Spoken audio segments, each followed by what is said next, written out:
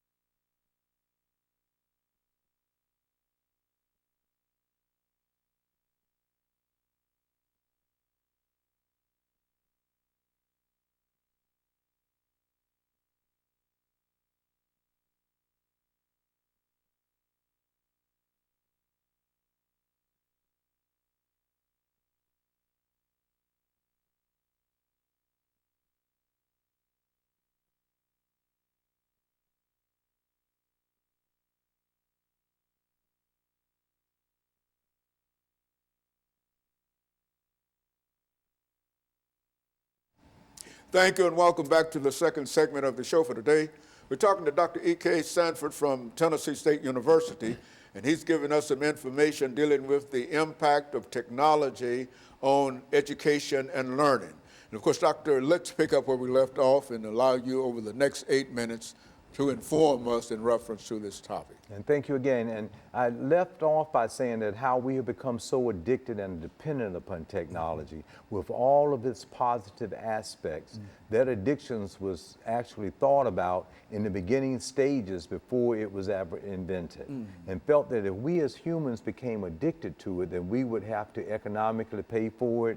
We would have to use our brains for the technology aspect of it, and have such a need that we would want it more and more and more. Now we are finding that it is having some type of a impact in a negative way on our cognitive, that means thinking ability, because we become so used to the technology doing it for us. And so now when we think in terms of education and thinking, some of the values of education that you and I had in elementary school, to junior high school, to high school, they are the same collective idea of what we have to learn in our brains as we did at our time as we have to learn right now. But now students are so addicted to it that it's actually harmed the brain from actually being able to retain information, to learn it, to understand the value of it, because they feel that they are so addicted to the cell phones or to technology or Instagram or Facebooking that that's their means of getting information, that's their means of trying to communicate with other people. So when it's time to bring their thoughts together and cognitively share it through social interaction individually, then they become very narrow in that ability to doing it. So I think a lot of scholars out there now in the literature are finding, even in Silicon Valley, where they were coming up with the most highly advanced technological types of advances there to then sell to the public in multi-billion dollars gains, are now seeing the negative impact. And they are feeling that it's moved to a mental disorder, that we really don't feel that it's mental disorder because we have so much immediate gratification and a good feeling within ourselves to think that, oh, that's a good feeling. Let me do more and more of it. Let me continue to do it, to the point that people are becoming so lonely.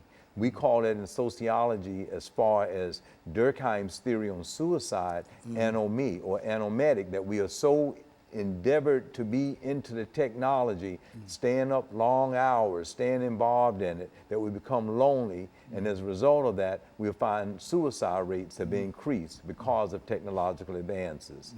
Not only are suicide rates becoming more so because of that lonely feeling, and there are websites where other people are feeling that same way, and then comments are being made, and then they become connected to those negative, lonely feelings that they are then willing to commit suicide. But also people are being bullied online to the point where they are feeling in their minds that this is something that is real, that they are willing to commit suicide. So it's actually having a mental type of an impact on people because of our positive use of it. So while many can see the gains of it, and it's unquestionable with technological advance that we're able to do things like we've never done before. We're able to have all of these, from taking pictures to sending them to texting to all of those types of items are so positive, but we are finding now that it's negatively impacting us cognitively. And when we look at Piaget and look at the sensory motor stages, that's just the 5 senses for the listening viewers. How is technology now impacting a little child who needs to develop their hearing, their seeing, their touching, because they now are sitting in a stroller with computers in front of them, and that action of going back and forth is stimulating the brain that they want more and more of it. So when they cry, they're given the computer to stimulate the brain to have more and more movement.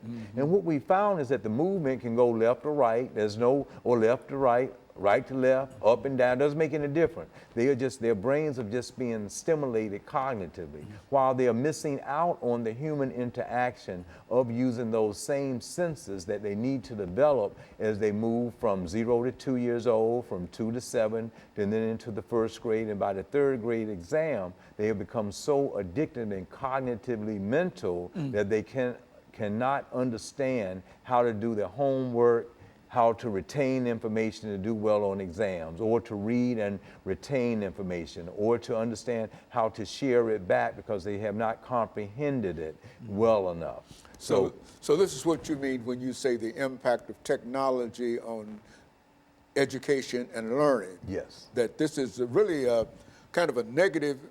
While technology allows for a large number of opportunities, yes, it also has a whole train of negative kinds of things that, unless we are careful, that we can get caught up in. Is that what we're saying? That's exactly what we're saying. And as you may remember, when the technology was coming out in such a large numbers, we were saying it's a positive thing to have all children to have an iPad or have a laptop. And that has impacted them. It was supposed to be positive, but the impact is now we are finding it being negative. Even if you Google, so here we are saying that Google technology, Silicon Valley, you're finding the people who are actually creating new apps and new technology with computers and through technology are removing their children from tech schools that were looked at positive and putting them into other learning environments like the Waldorf school, where they are dealing with the senses and dealing with understanding numbers and dealing with cognitive development of touching, smelling, and feeling and speaking and all of those things. They are doing that. And they are the ones that have all the money and the power to have their children into the best tech schools. But they know cognitively they are missing out on things. So now we have to ask ourselves, with lower income families, how is that impacting them cognitively, not to do well on standardized tests or to learn to read and write and do arithmetic, because we still live in a society that calls for those skill sets, and we are becoming lower in that if we are not aware of the impact of technology on learning and cognitive development. Okay, Doctor, what we'll do, we'll get ready for this first commercial break. But I think that this is the information that we were looking for, because I think many people understand the importance of technology, but they don't see them, and I don't think that many of us understand the impact that it is having upon our everyday lives. And so what we'll do, we'll take our first commercial break, and we'll come back and we'll have 8 minutes to further develop this idea as well as any others that you'd like to talk about. And we'll be back with our audience following this very, very short commercial break. Okay, this.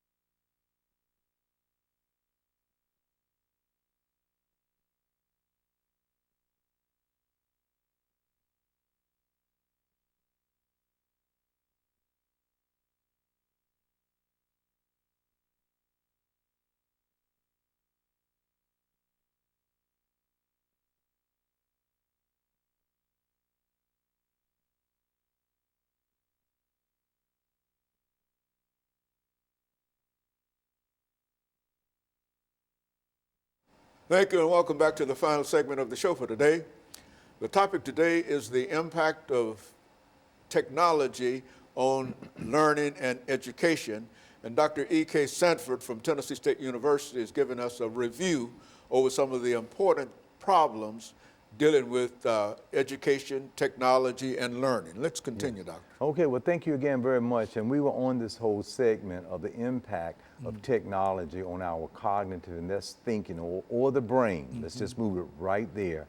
And how we might think that some of the things that we are seeing and the occurrences of people's behaviors and conduct is positive, but we are understanding from social science research now that there is causing a mental disorder. But we have become so accustomed to the new way of people's behaviors that we are not seeing it as a mental disorder, but we are finding lower scores, lower attention spans, and it's a shift in people having a cognitive ability to be able to do certain things as they should and be required to do.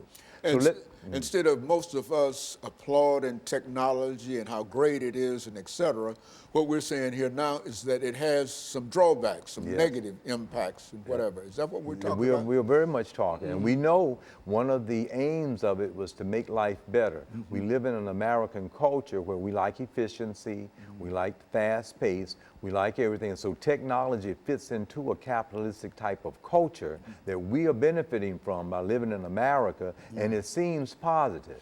But it is impacting us mentally at this point, and we are not understanding that mental incapacity that is causing our brain to the point that we can almost go to the point of saying it's a mental disorder for us to be so addicted to it that we cannot control it. Now, is this a great sociological point of view now that most sociologists agree upon? I would think most psychologists, social psychologists, and then neuro. I want to even bring it into the science. Neuropsychologists and neuroscientists that understand the brain are understanding the impact that it is actually having on our cognitive abilities. And let me just break down real quick cognitive ability. We've done it on the show before, but Piaget is one of the leading social psychologists that talks about the 4 different cognitive thinking stages of human development. So as I state them, I want us to see how technology presently is impacting that in a negative way. The first one is called the sensory motor stage. Okay. That means the 5 senses. And if you can think about a person that's aware of the senses and that you expose a child from 0 to 2 and from 2 to 7 of all the senses in a very positive way through social interaction. And that helps them to develop their cognitive ability according to Piaget. Presently with technology, we're putting the iPhone or a laptop or an iPad in front of them with certain images that are moving back and forth with no meaning, and that is impacting their cognitive abilities as well. So they are seeing it, they are emotioning with it, they are having an interest in it, but they are missing out on the sound of a bird or the sound of other things that's around them in reality, or mom and dad being there talking with them and hearing that interaction. So that's why it has become so negative. Now, if you're just out in the real world and notice how many instances families got their children in strollers and they have an iPad on the stroller and that's entertaining them while they are shopping. But so they are missing out on seeing the different colors of cans, hearing the sounds of things that are being put in the baskets, hearing the cash register say ding, ding, ding, and all of those things that we are supposed to be exposed to help with our cognitive development. That's the first stage. The second stage is called the pre-operational stage, where we can add, multiply, subtract, and divide. So by being around just with 2 apples and one is going and doing with these things as far as being able to see images and understand a red apple, a yellow apple, those types of images, or the Dr. Seuss books where you are reading and learning the Cat in the Hat and rhymes and rhythms. You can learn in this pre-operational stage. Now, in the next one, called the concrete operational stage, is where we're at a stage of 7 to 12 years old, and there you can add, multiply, subtract, and divide. Now, of course, I know listeners saying, well, you can use technology to do that, and you can, but we're talking about the overemphasis of just being addicted to it, where you are doing other things beyond learning your timetables or how to multiply, subtract, and divide, or to do those types of things, and that's cognitively impacting us negatively. Now, you can stay, and this is where use of a computer can make you stay from 7 to 11 to the rest of your life when you're addicted to technology. You become so addicted to it that you can't move into the next level that's called the formal operational stage, and that's from 12 years old, where you can think abstractly, where you can understand a theory and then apply that to something. You know about the consequences of cause and effect. You understand that if I defer my gratification in learning in school, I can do well on an SAT, then I can get into college, I can learn skills there, and then I can get a good job. That's what you're supposed to be at 12 years old for the rest of your life. But if you're stuck at the concrete operational stage in computers, that will satisfy the cognitive thinking, that you are satisfied with that, and you won't develop to be able to read a book and to retain what's in that book, or to have the interest in understanding, or discussing it with someone else, or writing an essay. That's at the formal cognitive developmental stage. So while we are not going through that formal stage, and that helps you to go to college and to read and to do well, we are not there. It has already pulled us away. And the upcoming kids that are just being born, or first, second, third grade, or the newborns, the first year, second, third year, they are becoming so addicted to it that they are wanting it and will cry to have it. And now it's moving us into the point of being so addicted to it that people are becoming lonely, this anomatic type of state. And they are feeling that they are meeting others through cyberspace and through the computer of others that are feeling lonely. And as a result of that, there's a shift in communication. So when you say, oh, are you communicating? Yes, but with people on the internet, that's right, or within cyberspace, and they are not having the human contact or touching and feeling and verbal communication, very similar to what we are doing right now. That's being lost. And some people, we have seen the statistics go up in suicide rates because people are being convinced that they are in touch while they are really lonely, and they are meeting others that are speaking through computers in the same way, and then they are committing suicide. While the mothers and fathers and friends will not even recognize that shift in behavior, because they are one way and they have an online type of place where they go to speak about this other aspect of their personality that is feeling lonely, and is not recognizable by families and peers and friends. And so when something bad happens in reference to that, the family didn't know. Nobody had any idea, and et cetera. Is that what we're saying? That's exactly. Well, and they're becoming so addicted to it, they're staying up late at night, losing rest. Yes. We've got about a minute and a half. Okay. What would you suggest that we do in terms of breaking that cycle? Well, great. This has been a great program to really, first and foremost, understand that it is indeed a problem. You have to understand there's a reoccurring pattern. The second, now, you have to regulate it. You have to use it in a positive way, give some time for fun, but then it has to be regulated as far as how much time is used on the cell phones. If universities could have an app to allow a break with it for an hour, and off of it, if they don't use it in a smart way, the students will be much better off by reading the newspaper or listening to news on it and using it in a positive way. So families must regulate it. We must understand it. And hopefully in religious institutions will understand the problem too, so we can change some behaviors and understand the shift and how it's mentally negatively impacting